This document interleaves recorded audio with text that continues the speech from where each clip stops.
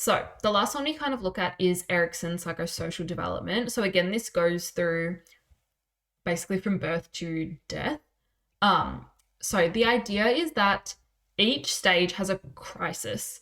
So this, again, is kind of versus thing. So trust versus mistrust, industry versus inferiority, so on. It's this idea that you have this crisis, almost like a little dilemma, and you have to choose between one or the other. And depending on their psychosocial development, so again, we're thinking lots of things in the external environment as well, that'll influence which one you like choose. I guess, yeah, you could say choose or kind of achieve. And the idea with this is that you are meant to be achieving one. So trust versus mistrust, you're obviously wanting to go with trust. Initiative versus guilt, obviously wanting to go with initiative. Intimacy versus isolation, you're obviously wanting to go with intimacy. So the idea is that if you lean towards the other one, such as guilt or isolation or despair, you have to kind of resolve this issue before going to the next one. So obviously this has a lot of like cons as well. It is quite an old theory. It's been edited, it's been, upgraded, updated, all that kind of stuff. In terms of kind of fitting it more logically, but you just take a look at, Erikson's kind of original theory and what he sort of thought about how you go from one stage to the next.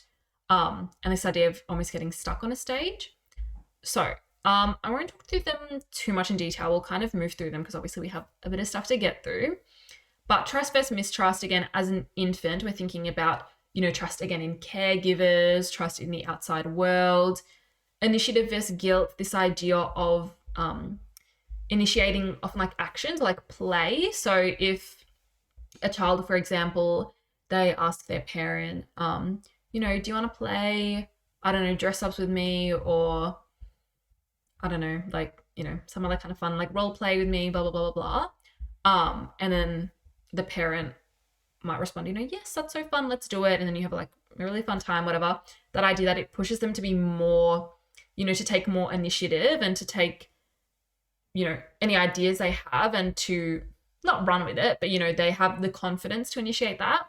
Versus guilt might be, if friends or, family members, their other peers might be like, no, I don't have time for this, or stop bothering me, things like that. They start to feel guilty. They feel as though, oh, this idea that I've had is silly, it's bad, it hasn't led to a good outcome. So there's that example. You can think in the older years, integrity versus despair, generativity versus stagnation, kind of productivity. So what you've done with your life, is it good? Is it bad? Generativity versus stagnation, are you going somewhere? Have you achieved these kind of things? Stuff like that. Okay, so moving on now to critical and sensitive periods. In terms of psychological development, it's this idea of achieving things that you learn or kind of actions or behaviors, and whether they need to happen in a certain time. So again, very intuitive based on the name, critical periods. It's critical. If you do not achieve this, ability or this action, this development in this period of time, you will never achieve it. Whereas sensitive, again, as the name suggests, sensitive, in this period, your brain is extra sensitive to developing this ability. So it'll be easier, it'll be faster. So after this period, it's going to be harder to gain this ability, but not impossible. Whereas critical periods, it'll be impossible. So in animals, you can think of imprinting. So, in infancy, this idea of, the caregiver, imprinting, with animals, I don't know. I always think of like ducks. I think in my textbook, I talked about ducks. I don't know if it was ducks, but there's also, I remember my textbook as well, I think like bats, they did an experiment on bats with their vision. So when they were born, they like covered the bat's eyes. I think this applies to other animals as well, maybe even humans, covered their vision immediately after birth and then removed it after, I don't know, I guess a couple hours or a couple of days. Like they, obviously opened their eyes.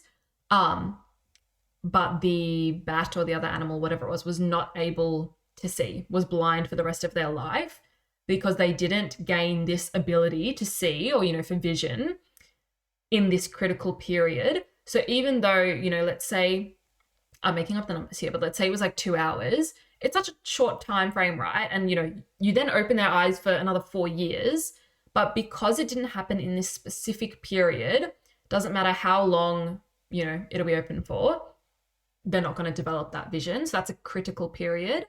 Whereas a sensitive period, so for example, learning a second language, I think it's before kids are like 11 or 12, their brain, you often hear people be like, oh, their brains are like sponges, because they like literally are, like they have a much greater aptitude for learning a language when you're within that age. So yeah, I think it's like 12 or younger.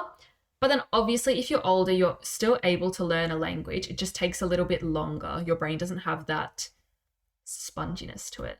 But it's not that you're never going to be able to learn another language.